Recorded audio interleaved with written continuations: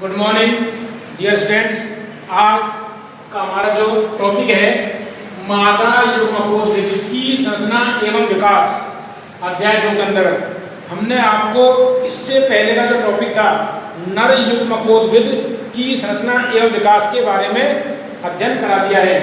इसमें आपको प्रश्न ये बनता है परीक्षा में सीधा सीधा, आवर्त बीजी पादपों के पुष्पों के मादा जननांग जायांग में निषेचन पूर्व घटित होने वाली संरचनाओं के नाम बताइए।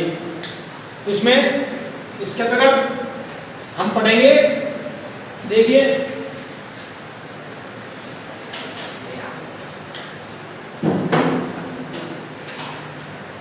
तो इसमें देखेंगे आप क्वेश्चन क्या है, देखिएगा। आवर्त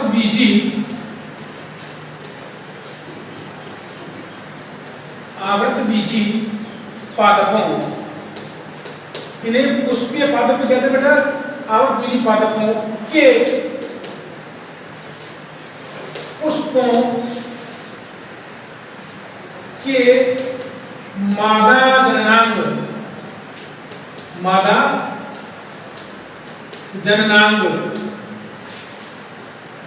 क्या होता है, जायांग। मादा जननांग में निषेचन पूर्व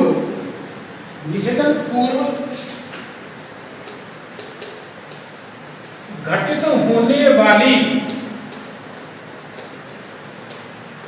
होने वाली संरचना, ये हमारा प्रकरण है, टॉपिक आज का कि आवर्त बीजी पादपों के मादा जननांग, इसे हम क्या बोलते हैं, जायांग में निषेचन पूर्व, मतलब निषेचन से पहले घटित होने वाली या बनने वाली कौन कौन सी रचनाएं होती हैं।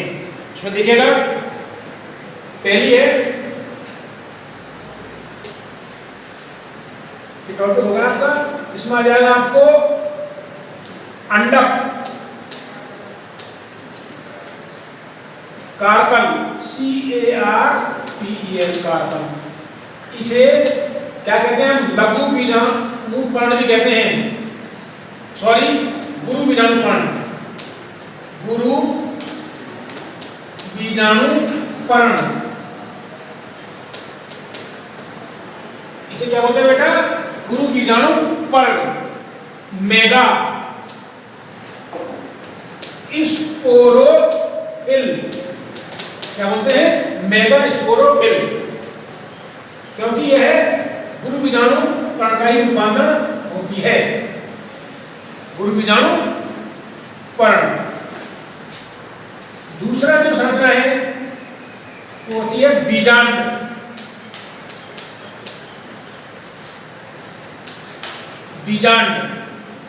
Ovule, OVULE, ovule. ये किसका रूपांतरण होती है, गुरु बीजाणुधानी, गुरु बीजाणुधानी। मेगा स्पोरेंजियम, मेगा स्पोरेंजियम, गुरु बीजाणुधानी। तीसरी जो संरचना है भ्रूणकोश,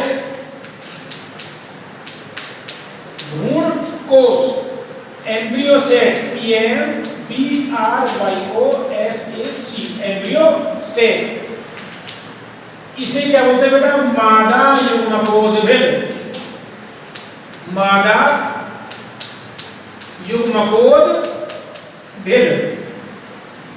मादा युग्मकोद्भिद। Female gametophyte, FEMALE GAMETO, female gametophyte, मादा युग्मकोद्भिद।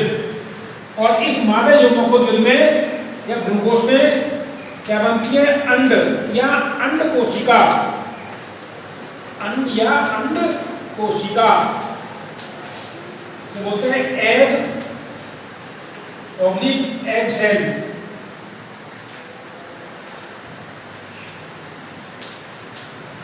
इसे बोलते हैं मादा युग्मक, मादा युग्मक, फीमेल गैमीट, फीमेल गैमीट। तो आवर्त बीजी पादपों के पुष्पों के मादा जननांग में निषेध पूर्व गठित होने वाली संरचनाएं। तो प्रश्न पूछेगा आवर्त बीजी पादपों के पुष्पों के मादा जननांग में निषेध पूर्व गठित होने वाली किन्हीं दो संरचनाओं के नाम बताइए, या चार संरचनाओं के नाम बताइए। इनके अंदर हमें किसका विकास करना है? मादा युग्मकोद्भेद। इससे पहले हम क्या पढ़ेंगे? अंडक, अंडक की संरचना।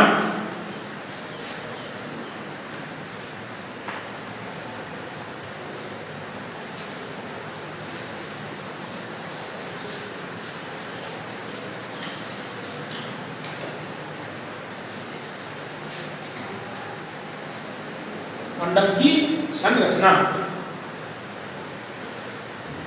आवर्त बीजी पादपों में प्रारंभिक अंडक कार्पल की संरचना।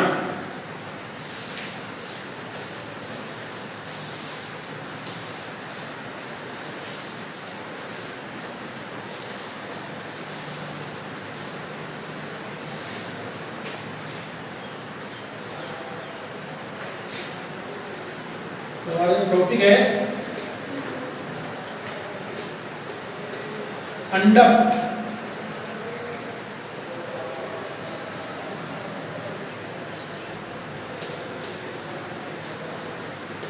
की संरचना।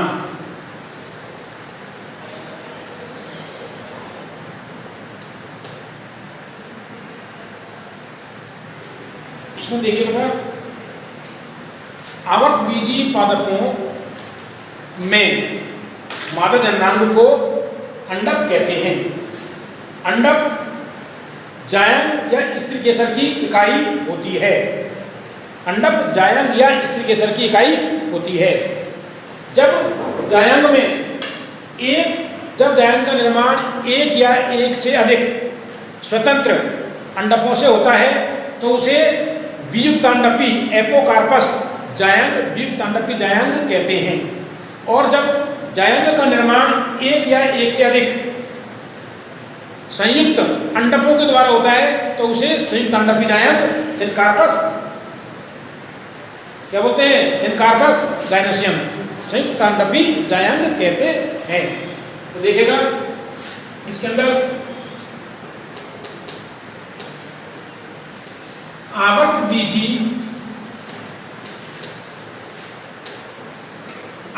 बीजी पादपों के पुष्पों में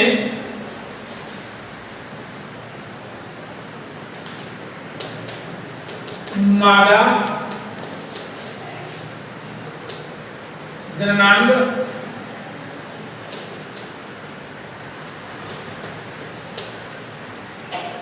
को अंडक कहते हैं। तो आवर्त बीजी पादपों के पुष्पों में मादा जननांग क्या कहलाता है? अंडक कहलाता है। अंडक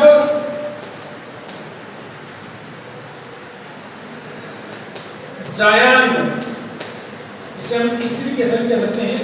जायंग को स्त्री केसर, जायंग की इकाई होती है। इस तरह से क्या होती है? जायंग की इकाई होती है।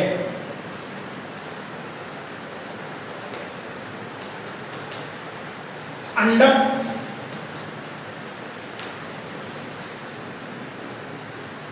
या जायंग ये भी कह सकते हैं आप, हम कोई दिक्कत नहीं है। अंडक या जायंग एक फ्लास्क कैसे होती है? फ्लास्क नुमा, फ्लास्क देख रहे हैं आप पे, फ्लास्क नुमा संरचना होती है। कैसी संरचना होती है? फ्लास्क नुमा संरचना होती है जो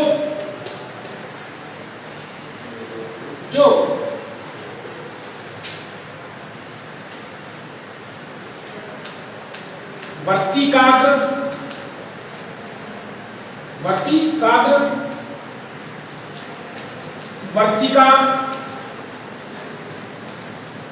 और अंडाशय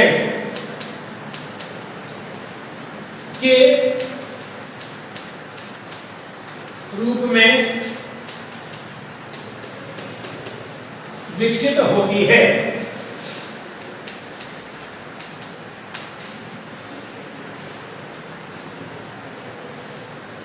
अंडक या जायंट एक फ्लास्क नुमा संरचना होती है जो वर्तिका और अंडाशय के रूप में विकसित होती है। अर्थात 3 भागों की बनी होती है या 3 भागों के रूप में विकसित होती है। इसका डायग्राम फॉलो करेंगे। देखिए,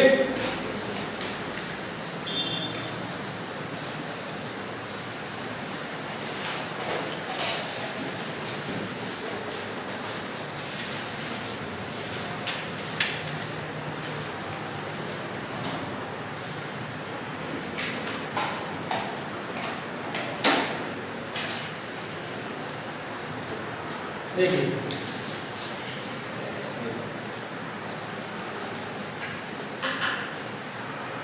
इधर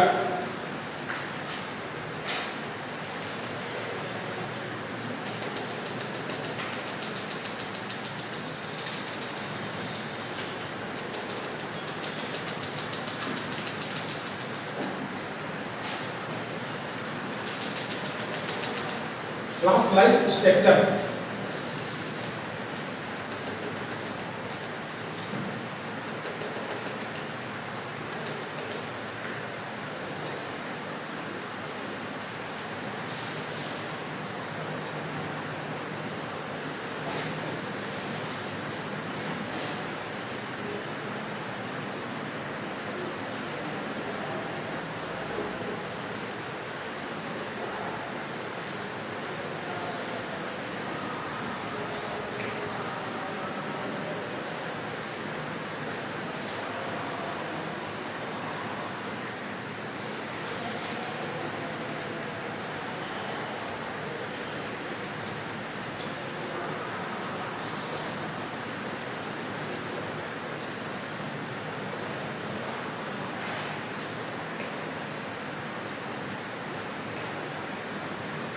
ये वाला जो पार्ट है,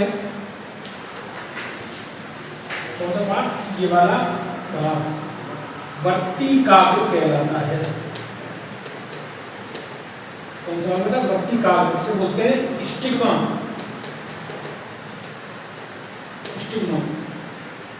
ये वाला जो पार्ट है वर्तिका स्टाइल कहलाएगी, वर्तिका स्टाइल। और ये वाला भाग है अंडाशय, खुला हुआ आ जाएगा अंडाशय,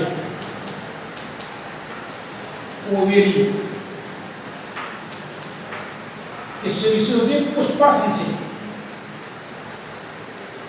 पुष्पासन, थैलेमस। और ये वाला भाग कहलाएगा पुष्प ग्रंथ।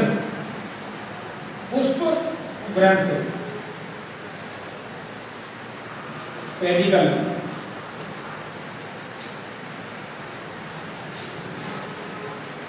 इसमें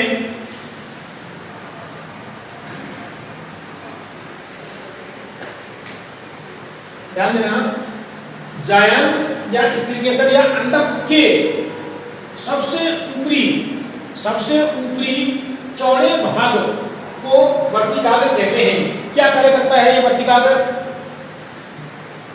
ध्यान देना, वर्तिकाग्र पराग कणों के अंकुरण के लिए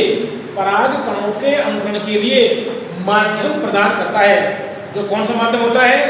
लिपिड, शर्करा, बेंजीन और बोरॉन का माध्यम होता है। कहां पर रहता है? वर्तिकाग्र पर। सबसे ऊपरी प्रवृत्ति का होता है, जिससे परागकण अवशोषित करके अंकुरित हो जाते हैं। परागकणों के लिए क्या करता है, ये माध्यम प्रदान करता है। दूसरा भाग है वर्तिका। वर्तिका क्या होती है देखिएगा।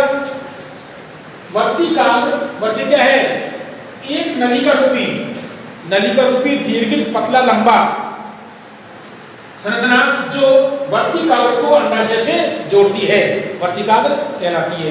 ध्यान देना, आवर्तबीजी पादपों में पराग नलिका की लंबाई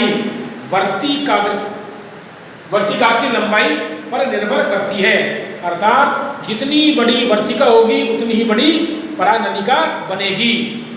आवर्तबीजी पादपों में सबसे अधिक लंबी पराग नलिका मक्का पुष्प में पाई जाती है। मक्का पादप में 450 mm लंबी होती है। तो देखिएगा, अब देखो जायलम या इस तरीके से अंडक का निचला आधारीय फूला हुआ भाग अंडाशय कहलाता है। अंडाशय में अनेक कोष्ठ होते हैं जिन्हें गर्भाशय गुहा कहते हैं। गर्भाशय गुहा में केंद्रीय संरचना पाई जाती है जिसे प्लेसेंटा कहते हैं, बीजांडासन। इस बीजांडासन से बीजांड जुड़े होते हैं एक वृत्तनुमा संरचना के द्वारा। देखिएगा इसमें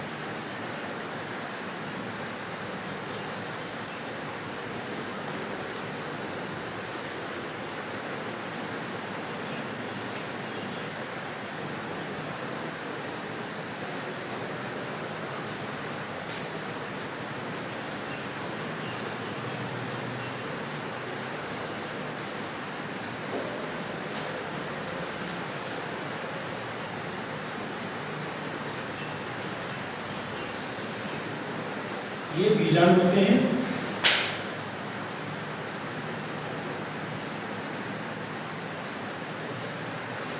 इसको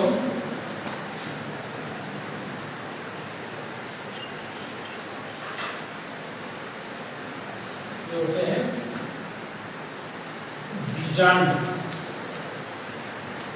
ओव्यूल, और ये होता है बीजांड ग्रंथ। बीजांड ग्रंथ, न्यूक्लियस नहीं, बीजांड ग्रंथ फ्यूनिकुलस,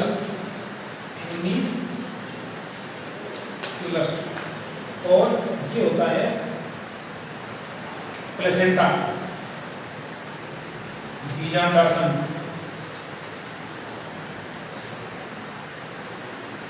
ये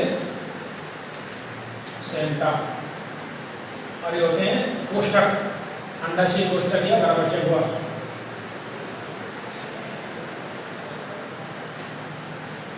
यदि हम इसका सेक्शन का काट काटें, अनुप्रस्थ काट, ये तो देखिएगा त्रिअंडपी, किसका त्रिअंडपी जायांग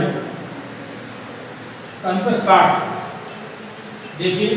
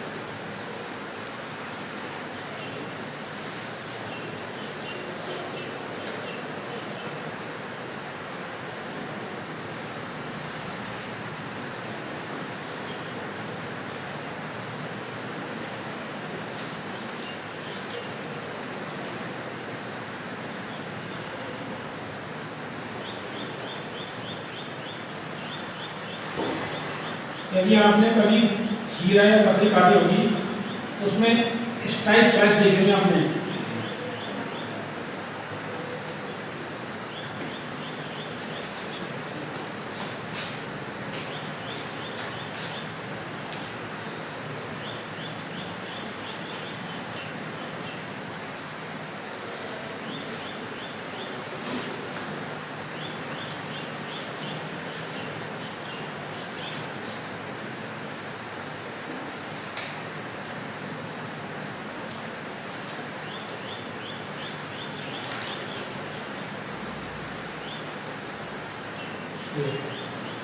एक कोष्ठक होते हैं, इसमें होते हैं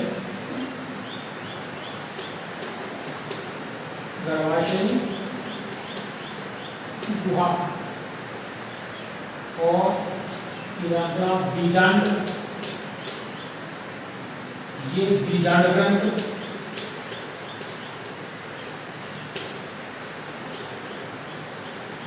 बीजांड ग्रंथ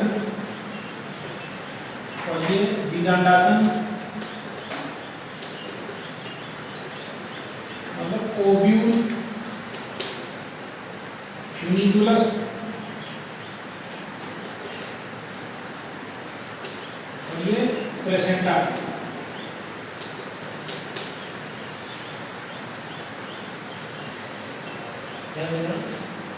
ये चित्र है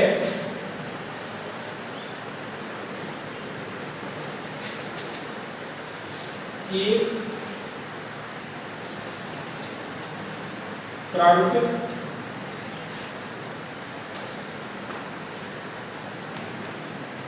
अंडक या जायांग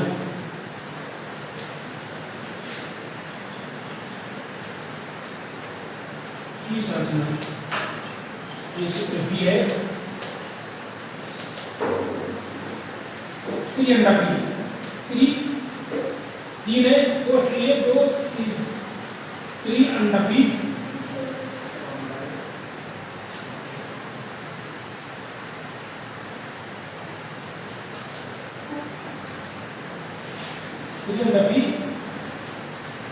जायांग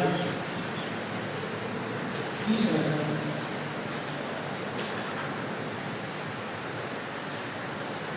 तो इसमें पहला भाग डालते हैं।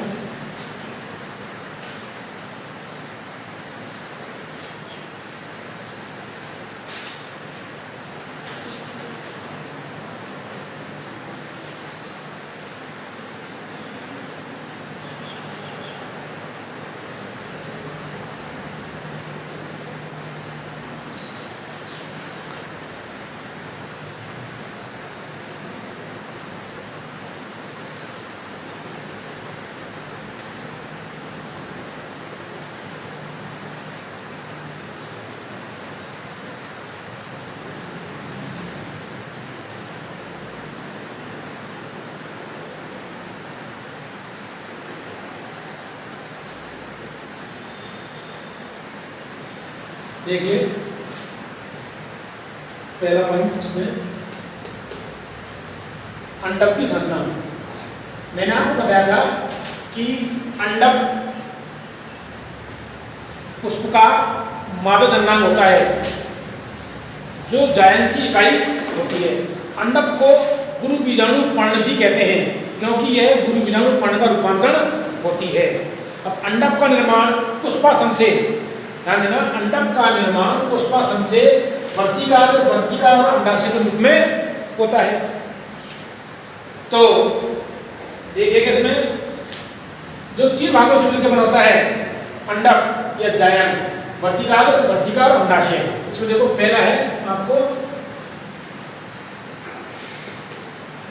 वर्तिकाल,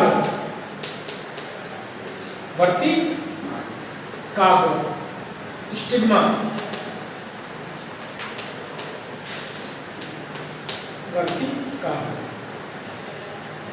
क्या होता है? यह जायंत या अंडक का सबसे ऊपरी भाग होता है जो क्या कार्य करता है? जो पराग, क्या करेगा? ये पराग कणों के अंकुरण हेतु माध्यम प्रदान करता है। अर्थात इस पर लिपिड, शर्करा, बेंजीन और बोरोन आदि का माध्यम पाया जाता है जो पराग कणों के अंकुरण के लिए आवश्यक होता है। तो इसमें आप लिखें यह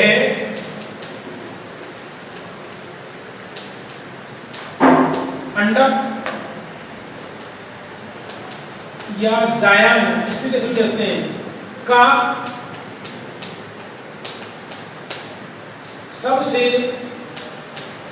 ऊपरी, या ये कह सकते हैं यह अंडक या जायम का सबसे ऊपरी भाग होता है।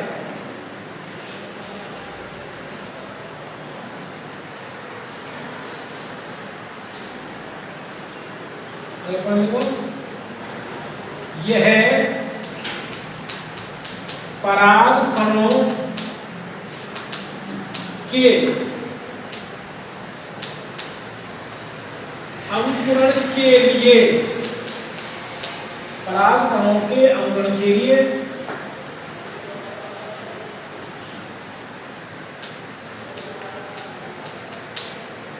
लिपिड, शर्करा,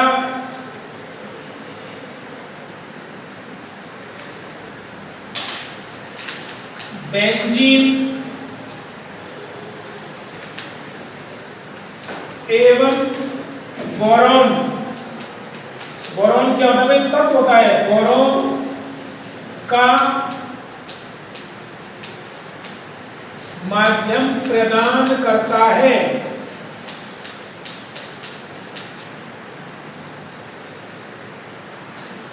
माध्यम प्रदान करता है,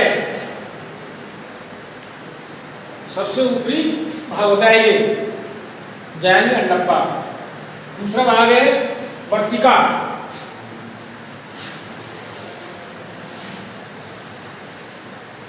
दूसरा भाग कौन सा बेटा, अंडक का, जायम का, वर्तिका स्टाइल।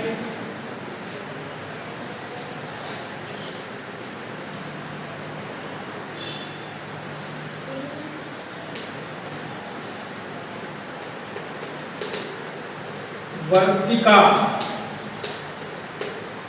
स्टाइल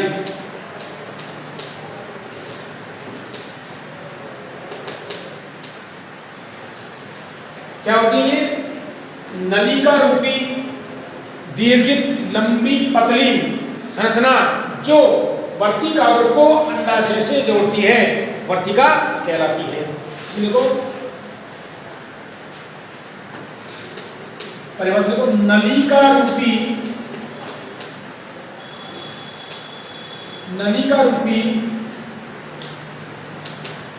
लंबी पतली संरचना, नलिका रूपी लंबी पतली संरचना जो वर्तिकाग्र को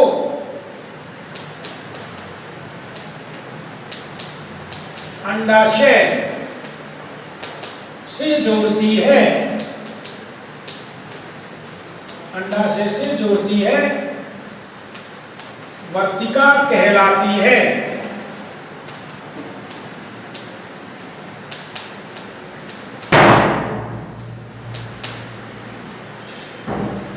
नलिका रूपी लंबी पतली, नलिका रूपी है, लंबी है, पतली है, जो वर्तिकाग्र को अंडाशय से जोड़ती है, वर्तिका कहलाती है। इसमें नेक्स्ट है पराग नलिका।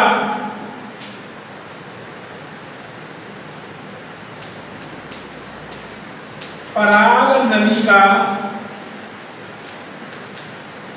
की लंबाई, पराग नलिका की लंबाई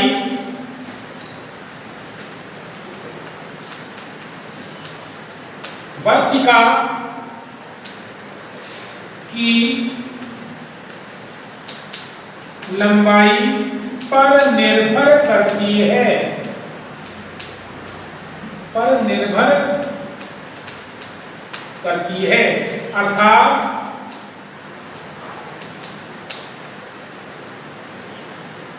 जितनी लंबी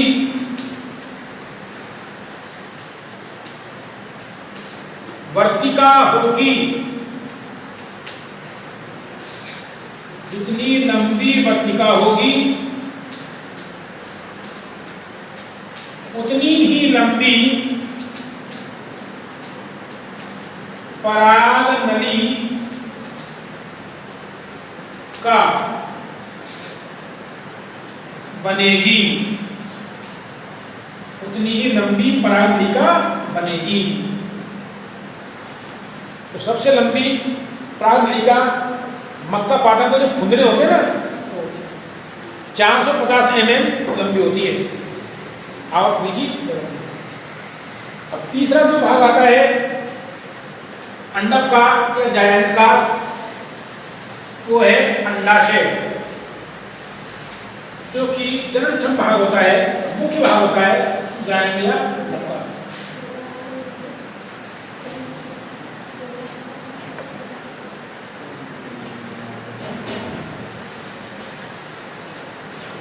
तो डालेंगे अंडाशय, तीसरा भाग अंडाशय अंडक का।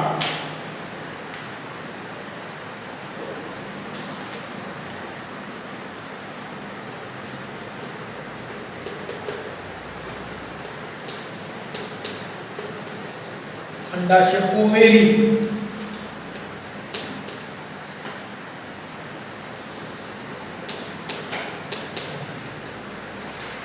जायंत या अंडक के निचले आधार्य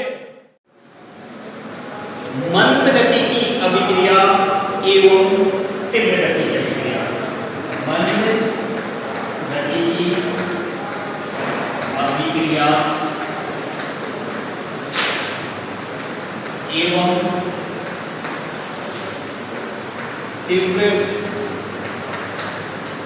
गति की अभिक्रिया।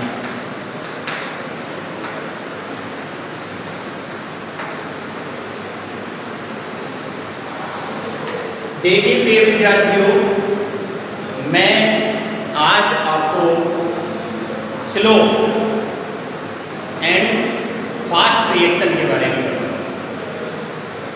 जैसा कि नाम से ही पता चल रहा है, मंद गति की अभिक्रिया एवं तीव्र गति की अभिक्रिया। रासायनिक अभिक्रिया में लगने वाले समय के आधार पर इनका नामकरण किया जाता है। सबसे पहले मैं आपको तीव्र गति की अभिक्रिया के बारे में बताता हूं। देखिए, रासायनिक अभिक्रिया में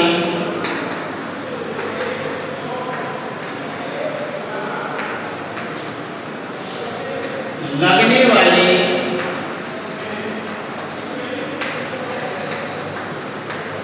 समय के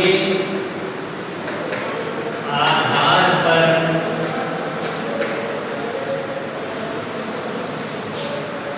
रासायनिक अभिक्रिया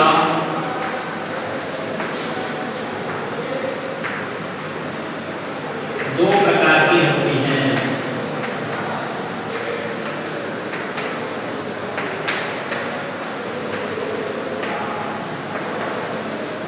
नंबर 1,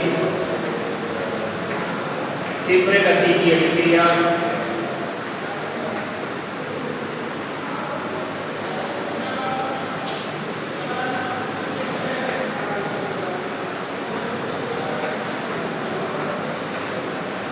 नंबर 2,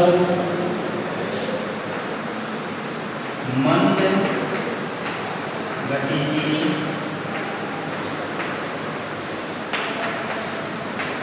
अभिक्रिया। अब मैं आपको तीव्र गति की अभिक्रिया के बारे में बोलूंगा। तीव्र गति की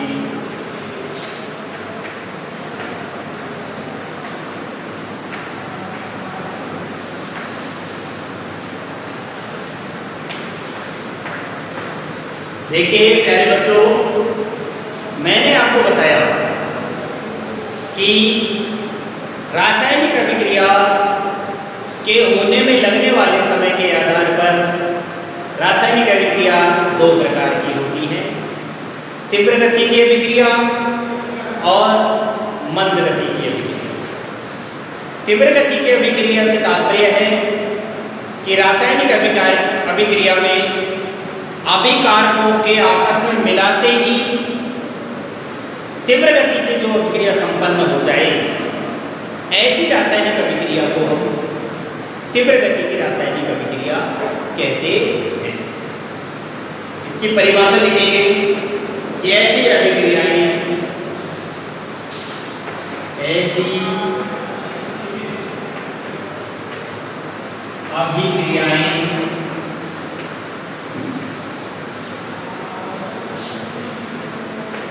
जिनमें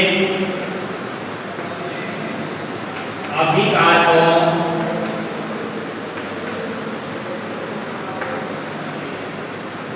को आपस में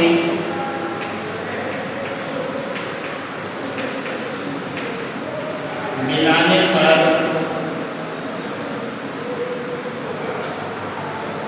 अत्यंत तेजी से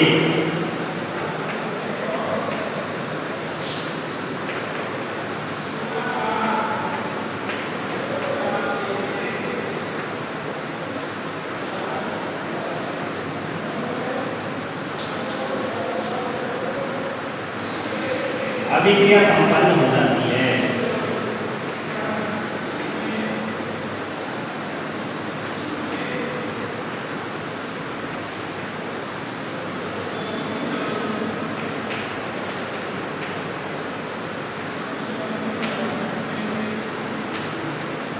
तीव्र गति की अभिक्रिया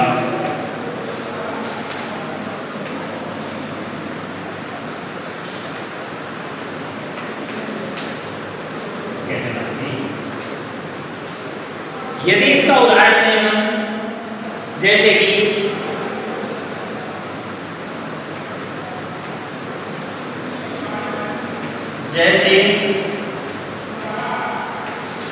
प्रबल अम्ल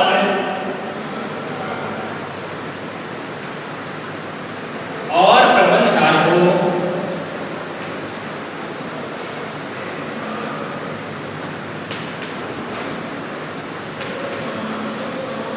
आपस में मिलाने पर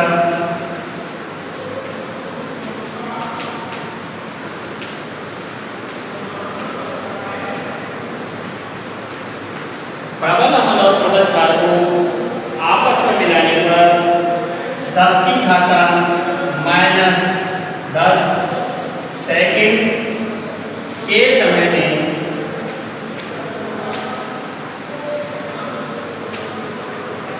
लवण तथा जल बन जाता है।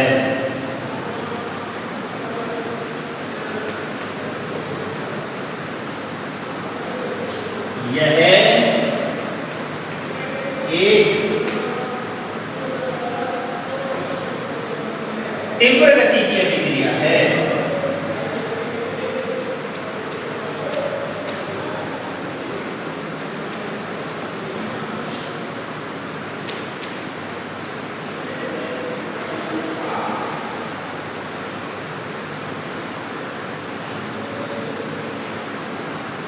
यह एक तीव्र गति की अभिक्रिया है।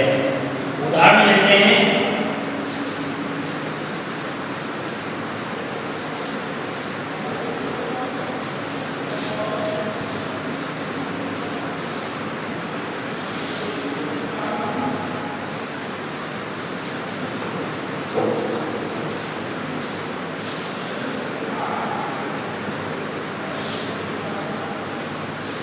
परिभाषा मेरे हिसाब से आपके समझ में आ गई होगी कि तीव्र गति की अभिक्रिया किसे कहते हैं, कि ऐसी रासायनिक अभिक्रिया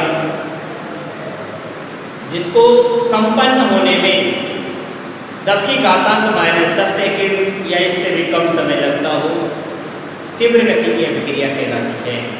जैसे मैंने आपको एक एग्जाम्पल भी दिया, लिखा हुआ है कि प्रबल अम्ल और प्रबल क्षार को जब आपस में मिलाया जाता है तो लवण और जल उदासीन बनते हैं और इस अभिक्रिया को संपन्न होने में 10 की घातांक -10 सेकेंड का समय लगता है। ऐसी रासायनिक अभिक्रिया तीव्र गति की अभिक्रिया कहलाती है।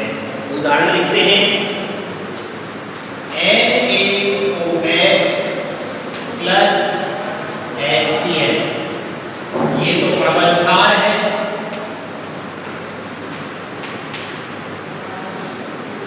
प्लस ये आपके सामने एक प्रबल अम्ल है। दोनों की अभिक्रिया करवाई, हमारे सामने NaCl प्लस H2, ये उदासीन लवण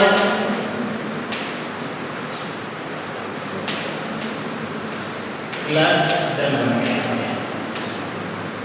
और इस अभिक्रिया को संपन्न होने में 10 की घातांक -10 सेकेंड का समय लगता है।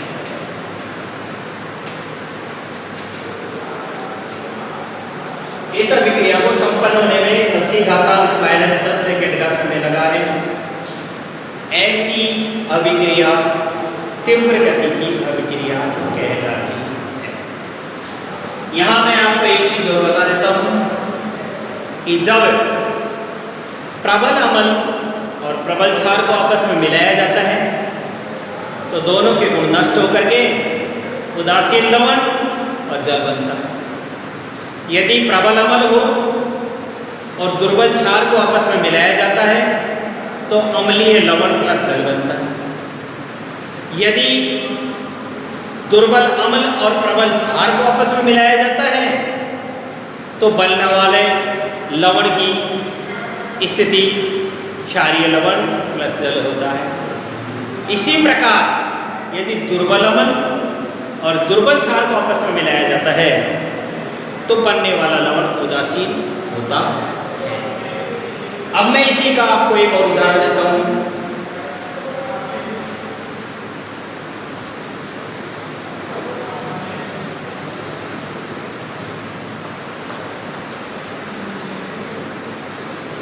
देखिए, जैसे यहां उदाहरण दे लेते हैं AgNO3,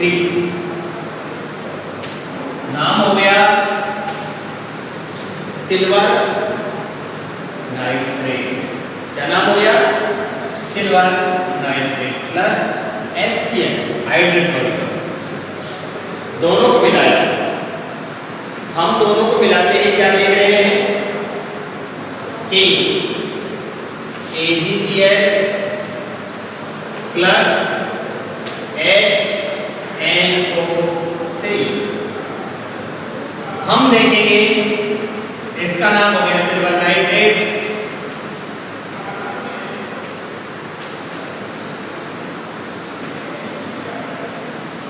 प्लस हाइड्रोक्लोरिक अम्ल।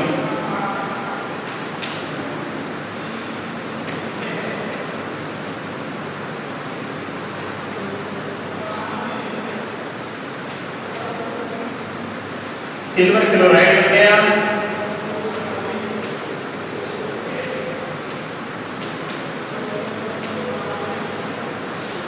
का श्वेत अवक्षेप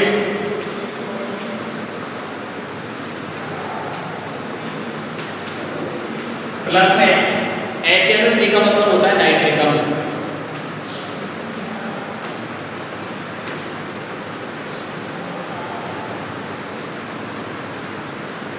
अत्यधिक शीघ्रता से यह अभिक्रिया संपन्न होती है।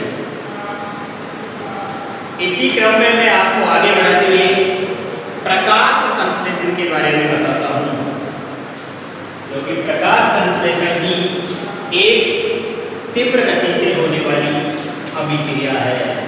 ये भी 10 की घात -10 सेकंड में पूर्ण हो जाती है।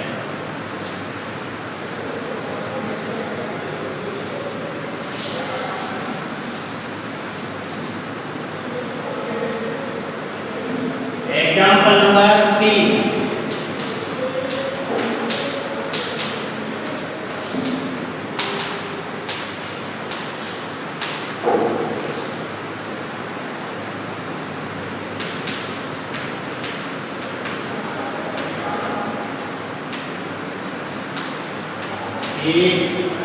प्रकाश संश्लेषण अभिक्रिया की एक तीव्र गति की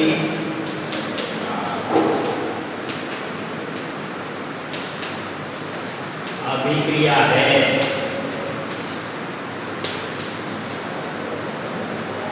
हम जानते हैं कि प्रकाश संश्लेषण के लिए क्या क्या आवश्यक है? 6CO2 plus 12 H2 reaction arrow पर्णहरित तथा सूर्य का प्रकाश।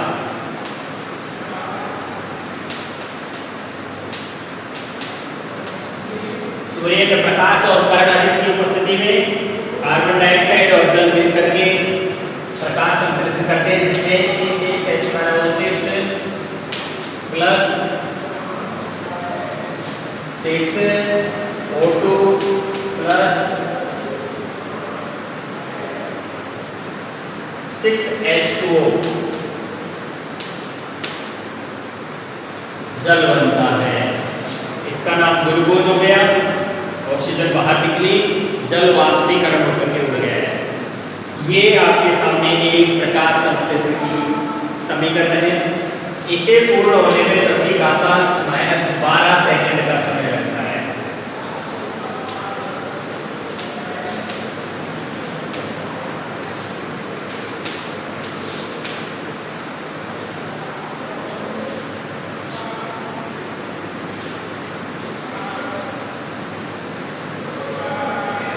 इस प्रकार की अभिक्रियाओं को हम तीव्र गति की अभिक्रिया कहते हैं।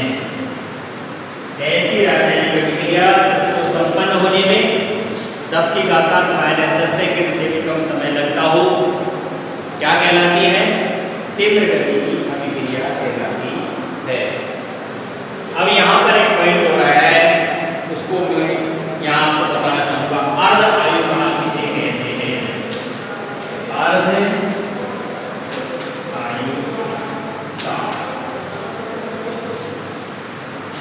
अर्धायुकाल को संकेत के रूप में T और 1/2 भी कहते हैं।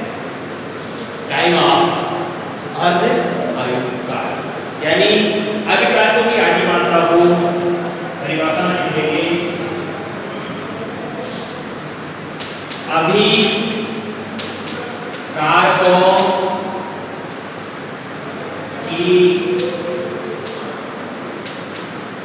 आधी मात्रा को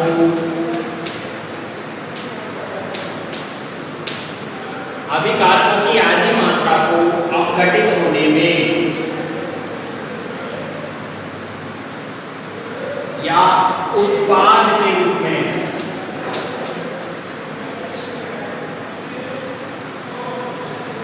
के रूप में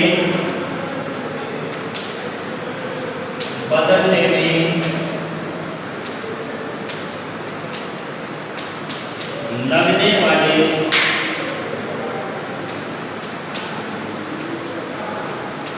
समय को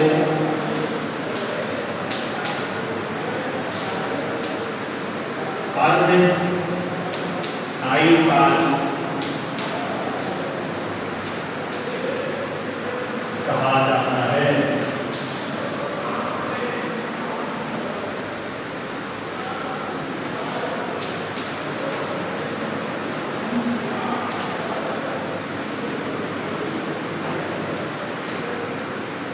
लगने वाले समय को अर्धायु काल कहा जाता है। जैसे मैंने आपको बताया कार्बन का अर्धायु काल कितना होता है, 5570 साल होता है। जैसे कार्बन का अर्धायु काल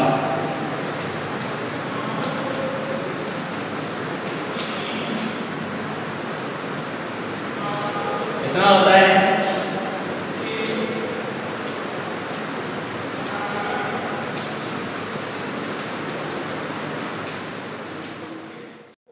निचला है, निचले आधारीय फूले हुए भागों को अंडाशय कहते हैं। तो लिखें, लिखें अंडक या जायांग के निचले फूले फूले फूले हुए फूले हुए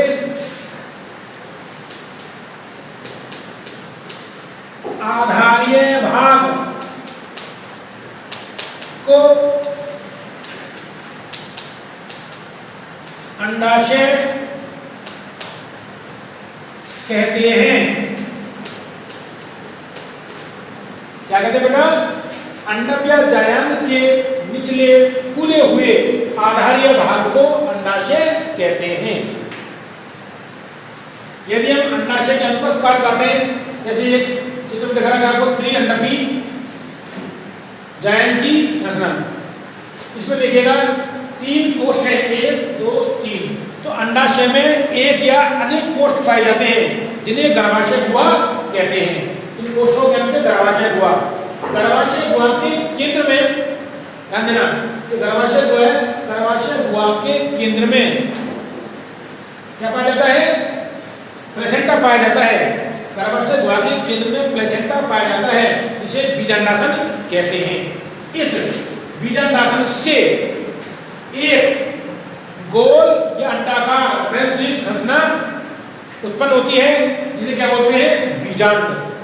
ध्यान देना, इसे क्या बोलते हैं, बीजांड। इसको हम अंडाशय भित्ति भी कह सकते हैं। केंद्रीय भाग है, केंद्रीय भाग में क्या पाया जाता है, प्लेसेंटा, प्लेसेंटा को बीजांडासन कहते हैं। इस बीजांडासन से गोल अंडाकार वृंशनुमा संरचना उत्पन्न होती है जिसे बीजांड कहते हैं। आवर्तबीजी पादपों के पुष्पों में एक या अनेक बीजांड पाए जाते हैं। जैसे गेहूं, धान और कैरटोपिस आंकड़ा में के पादपों में केवल एक ही बीजांड पाया जाता है, जबकि ऐसे पादप हैं जिनमें एक या एक से अधिक बीजांड पाए जाते हैं। जैसे आप देख लीजिएगा, उसको अनेक बीजांड होते हैं तरबूज के अंदर, और तरबूज है, पपीता है, इनके अंदर बहुत सारे बीजांड, और आर्किड का पादप है, बहुत सारे बीजांड पाए जाते हैं इनके अंदर। तो आगे देखें हम कि अंडक के जायांग के निचले फूले हुए आधारीय भाग को अंडाशय कहते हैं। अगला पॉइंट है, अंडाशय में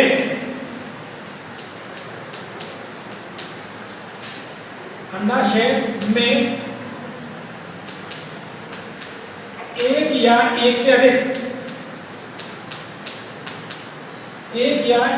अधिक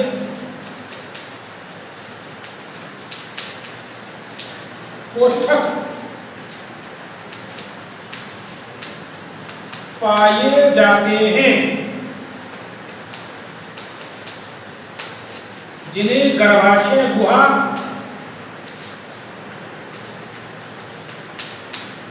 कहते हैं।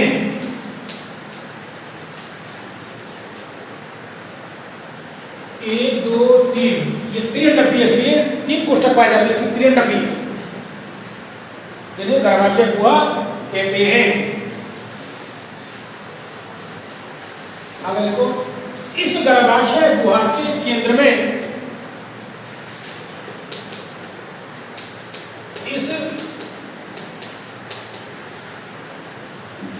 गर्भाशय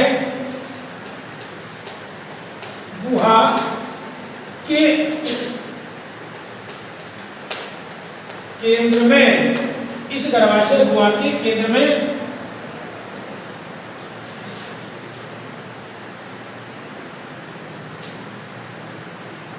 इस गर्भाशय गुहा के केंद्र में प्लेसेंटा पाया जाता है। प्लेसेंटा पाया जाता है जिसे बीजांडासन, बीजांड का आसन, बीजांडासन, फ्यूनिकुलस, बीजांडासन, इसे बीजांडासन कहते हैं।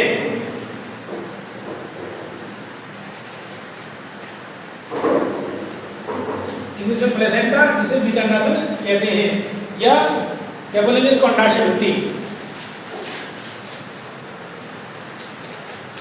इस बीजांडासन से, इस बीजांडासन से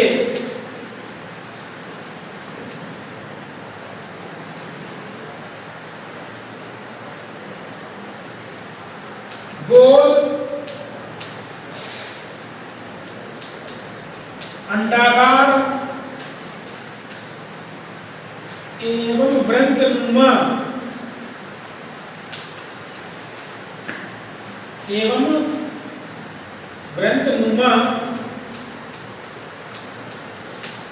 संरचना विकसित होती है, जिसे बीजांड कहते हैं, जिसे बीजांड कहते हैं। बीजांडासन को अंडाशय भित्ति भी कहते हैं, भाई ध्यान रखना, देख लीजिएगा, इसमें कितने सारे बीजांड हैं। बीजांड भित्ति, बीजांडासन, इससे गोल अंडाकार रंगनुमा संरचना उत्पन्न होती है, विकसित होती है, इसी का बोलते हैं बीजांड कहते हैं। उस पे पादपों में अनेक प्रकार के बीजांड पाए जाते हैं, पढ़ेंगे के बारे में। तो आगे देखो,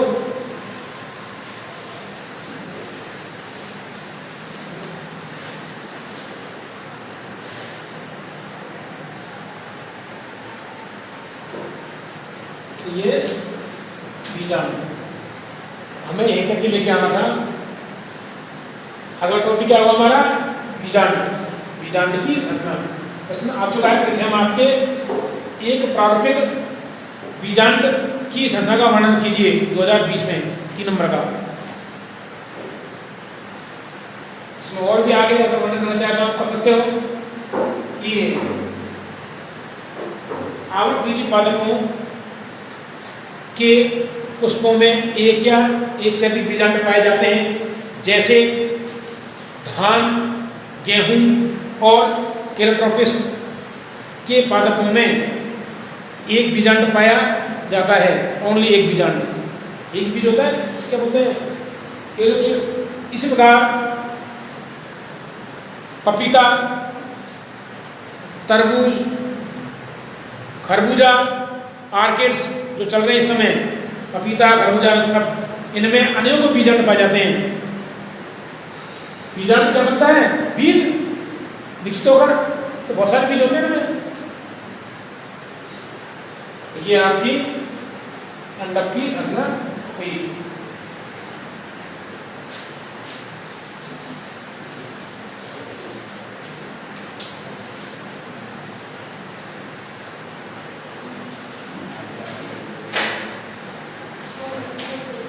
अब कल टॉपिक हम आपको पढ़ेंगे